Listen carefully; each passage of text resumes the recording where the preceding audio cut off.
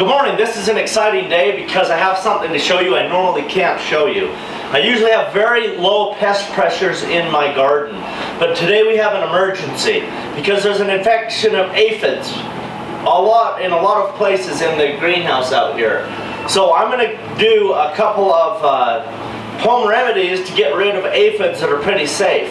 I'm going to use some essential oils and some Castle soap, but those are two separate recipes. The Castle soap will be filled with water, the essential oils will be filled with water, and then we're going to do some side-by-side comparisons to see how that works out. But what I want to do is just talk a little bit about why this matters and what we're doing. First of all, the epidemic has happened because the soils are not where they need to be yet. If you get your soils where they need to be, then you have very low pest pressure. But today we have high pest pressure, and it just kind of has happened. It has crept up on me. I recently got home from, just a couple of days ago, I got home from the Soil Health in the West conference, so I was getting ready for that. Haven't been watching the plants real close, but today we have an infection. So I went in and I ordered ladybugs already, so I have predators coming. They'll be here in 4 or 5 days. And I just got those off Amazon because I don't know anybody who has them local. If I did, I'd get them local. But I had to get them in here. And I'm not seeing any predators in here at this time of year in the winter. I'm not seeing ladybugs or lacewings. So what I want to do is do something drastic to kill a bunch of these aphids to get them under control. The essential oils I'm going to use are peppermint, clove, rosemary, and thyme. We'll mix those up, and then we'll put those in the greenhouse, and that'll be pretty awesome. And then we're going to use Castle soap, and we're going to spray that in there on a different section. We'll see which one works best. I hardly ever get to do tests like this because I don't have a lot of pests. But the reason we have a big pest pressure is because ecologically speaking, nature doesn't know what to do with this. It thinks that there's a problem and it's come in to clean up a big disaster. It's an ecological disaster here. So you got to remember what happened when we constructed the greenhouse, because it's only been 1.5 years since we were in there with the bulldozer and the backhoe going back and forth putting all the rocks in. Like August and September, when we were in that greenhouse with the tractor going back and forth, putting up the rafters when we constructed it. So there's been an amazing amount of compaction with big heavy machinery on that soil. We did put the topsoil back in, but it wasn't very deep, and who knows how good it was really. I mean, maybe it was just plain dirt. It may not have been that good, but at least it was brown, so it had some carbon in it. And then we put some compost in there, and then we took the tiller in and we made the raised beds, and we knew this would happen. You were going to have a good first crop, your second, third, fourth crops. Well, see, I have crops one after the other because we garden year round. But so when I'm talking crop in this sense, I'm talking about the year. So the first year things did pretty good. The second year, if we don't do some things, we're going to see lots of compaction and the garden will stop growing. But what I have been doing is adding a lot of compost to the top of the soil. So that's what we're doing. So as we walk out there, probably any day of the week we can go out there and we can find at least one mushroom somewhere in that garden. Which means we have arrived. Things are good, doing good. The garden is happening, except we have that compaction layer underneath, and so we need to keep doing a lot of work. That's why in bed number 2, we're growing the cover crop with the daikon radishes to get those big holes down in the ground so that we don't see that. But we're going to continue to grow things like carrots and daikons throughout the greenhouse to keep that compaction layer from forming. If we had a lot of other worse compaction, there's other things we could do. Like you could take a drill and you could drill holes deep in the ground so that we can get oxygen, air, microbes down in that soil. So we're working on this thing today to get rid of the aphids. And so I'm really excited about having the aphids because this is an opportunity for me to test what's going to work killing aphids and to show you what we can do with these aphids. Another thing you could do is we could move all the plant material off the ground, and we could take a torch in there, and we could turn we could kill everything in the surface area with a torch. You could use a handheld torch, just a cheap propane torch that like 20 bucks from a hardware store. Most people should have one of those, because if the power goes off and you need to start a campfire, you can start one. So every household should have one of those anyway. But you just start the torch, or burn the ground with the torch. You get it going really good, and that'll kill aphids. I'm not going to do that, not yet. I might later. But there's there's other drastic measures we can do. We could use poisons, but we're not going to do that. We will not use poisons. We could kill all the plant material with a silage tarp for 3 or 4 months. That would kill everything out. There would be no food source for the aphids, and then you could replant. So there's things that can be done. Let's get the essential oils out and start going here. Okay, we sell doTERRA oils because we like them. And here's the oils we're going to work on now. So I'm looking for peppermint, clove, rosemary, and thyme. Here's a peppermint.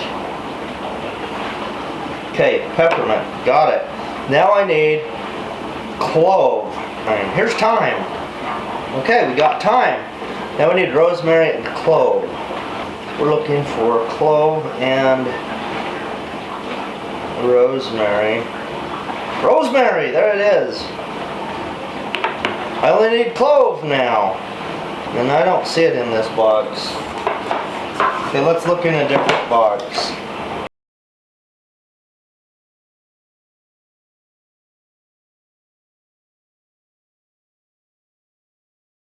Ah, I found clove. Right here. Okay, we've got them. You know, there's a lot of other essential oils that might work for this, but these are the ones I'm going to take and use.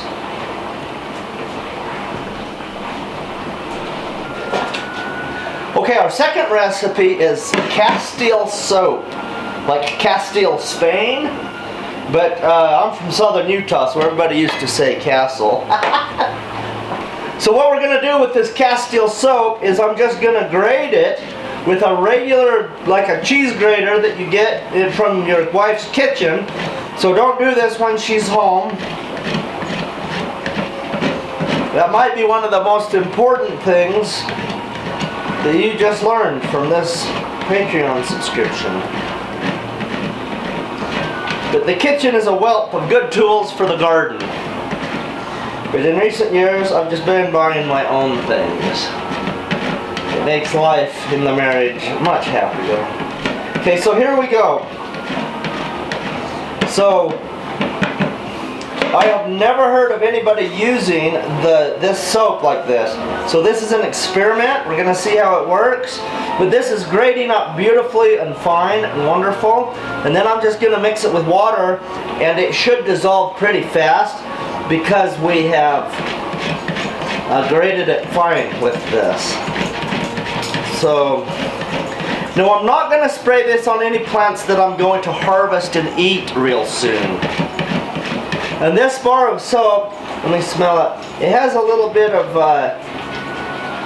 you know, I don't know that it has any perfume in it, which is a good thing. It kind of has a smell to it, but it smells more like lard, which I'm sure is what it's made of.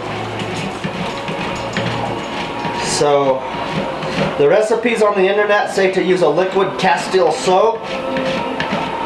But I'm just going to grade this up because this is the Castile soap I have. And if it kills the plants, then you'll know not to do it. But I will make another video about this. And if it does do any damage, 100% I'm going to let you know. If in the next few weeks you don't get a video, a follow-up video about this, then it means it didn't hurt anything and we're still just watching to see what it does. So I probably have a quarter of a cup of soap here, which was a very small amount of this bar. So I'm just going to put this bar back with my gardening stuff so I have it.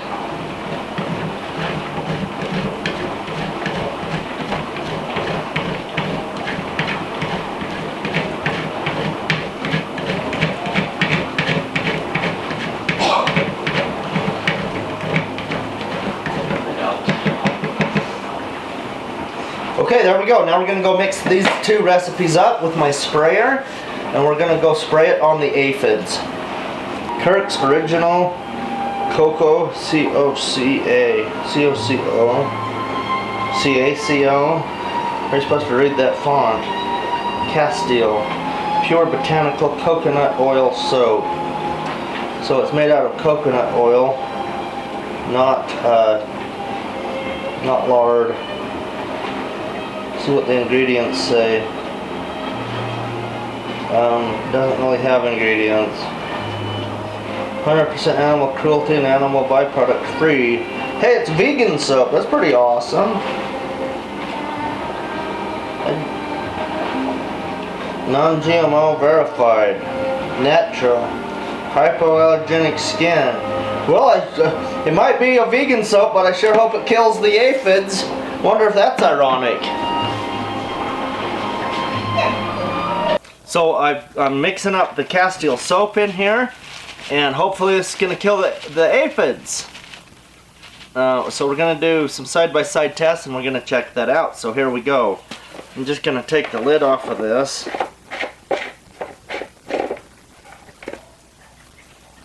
And I'm going to take the soap that I grated up, and I'm dumping it into the sprayer,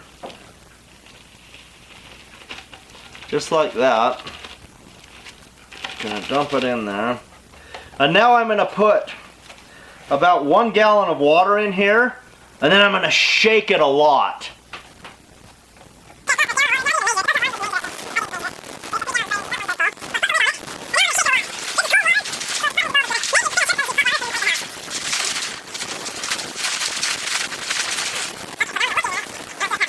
So now when I started cutting this morning, I cut this 8-foot section here that's bare. Now you can see this plant and this plant and this plant. I planted those a week ago, and this morning when I'm looking at them, they're covered with aphids. And they're covered with aphids because there was a high level of aphid infestation in the cover crop. So it was wonderful to grow the cover crop because it's getting carbon in the soil, which will help these plants. And so there's things that are out of balance. If everything was balanced, we wouldn't have compaction, we wouldn't have aphids. But we do have compaction. You saw in a video a few weeks ago where I was probing in here, and we had 150-pound compaction, which is bad, except I was already on top of it by growing the cover crop. So we're fixing that. But in the meantime, between where we were and where we're going, we have some issues. So I'm going to saturate this down here with this Castile soap.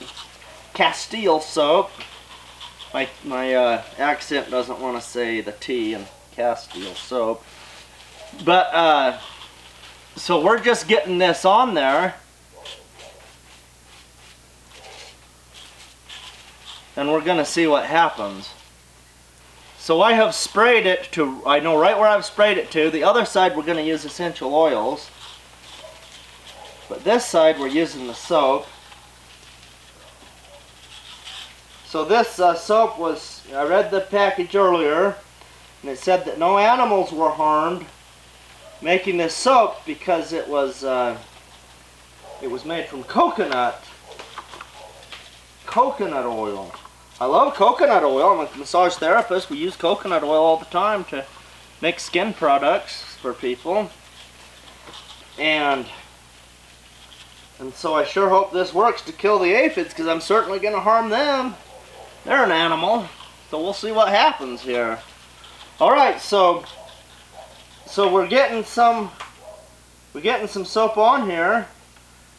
I need my microscope camera to show you these aphids, I guess.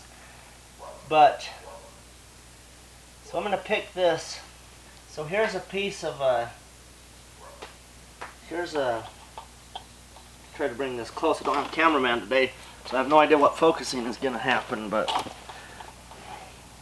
there's green aphid. If I take this and I hit that on my hand, now I have 1, 2, 3, 4, 5, 6, 7, 8 aphids right there. Now for this little stem that was left, there's 8 aphids. They're crawling around. And what this soap does is it covers the aphid, and it suffocates them. Aphids don't have lungs. They have to absorb oxygen through their skin, and this will suffocate them. So that doesn't sound very humane. Okay, so here we go. If I ever run for politics, they can dig this up on the internet and say I was inhumane to animals. So this is absolutely organic. This is absolutely safe. Organic certified farms can use this type of a remedy. The best thing is we just get our soils to where they don't need this anymore. So as I look down here, I can see aphids right here. They're all along inside these cereal rye that I've cut out. Okay, so that's pretty good.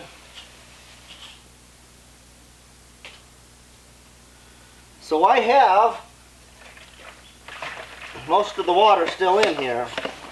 So I have enough of this soap to spray a lot of this greenhouse.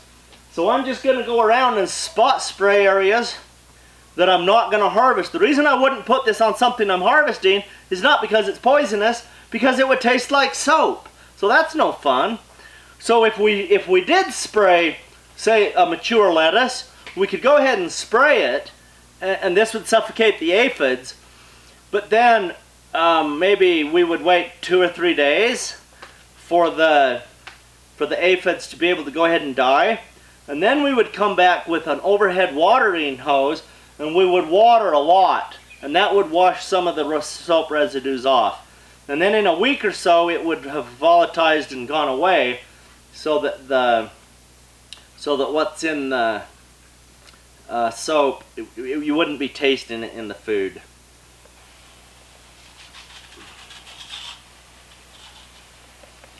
What I'm saying is, after you spray, about 2 weeks after you spray, you could eat it and it wouldn't taste like soap. But I would want to wash it with a watering wand and the garden hose maybe 3 days after I spray the aphids. Now, I'm not an expert on this because I hardly ever use sprays.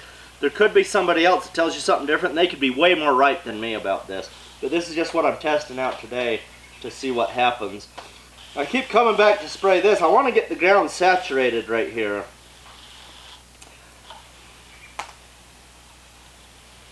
Because we want to get them covered with that soap layer so that they'll go ahead and suffocate. Now, is this going to suffocate other good microbes? It probably will. It'll probably suffocate some of the good microarthropods, and that's a bad thing. We don't want to do that, but it's worse to have our entire garden destroyed with aphids. So we're going to go ahead and just try to control them.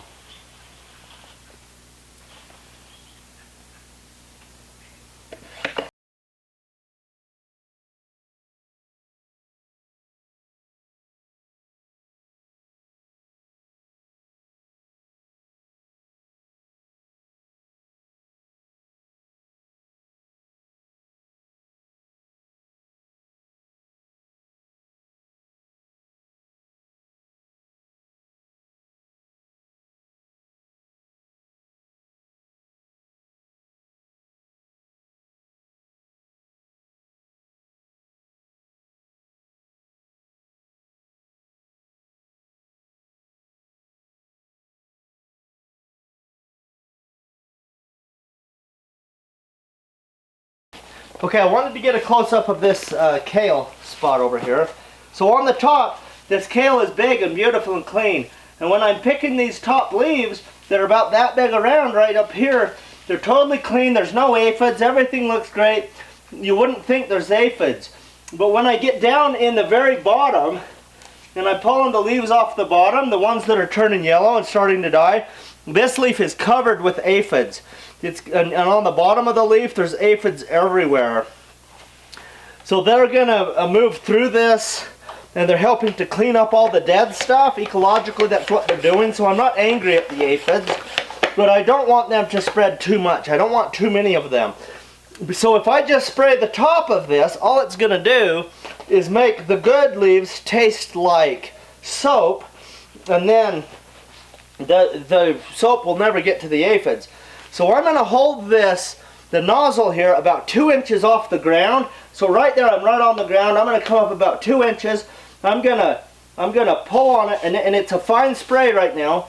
I'm gonna hold it 2 inches above the ground, and I'm gonna wiggle it super fast, back and forth. I'm beating the kale real good, but that's okay. It's not gonna hurt the plants. But I'm keeping it at that 2-inch level, and I'm applying it, and it's getting all over those very bottom leaves where I have a bad infestation. Now a little bit of soap might get on those top ones. It's okay. It'll be a week or so before I pick this. And then we just work our way through here. Beautiful thing about no-till is you can go ahead and step on your beds once in a while when you need to. I don't make a habit out of walking on it. But now the bottom of this bed is pretty saturated with the Castile soap.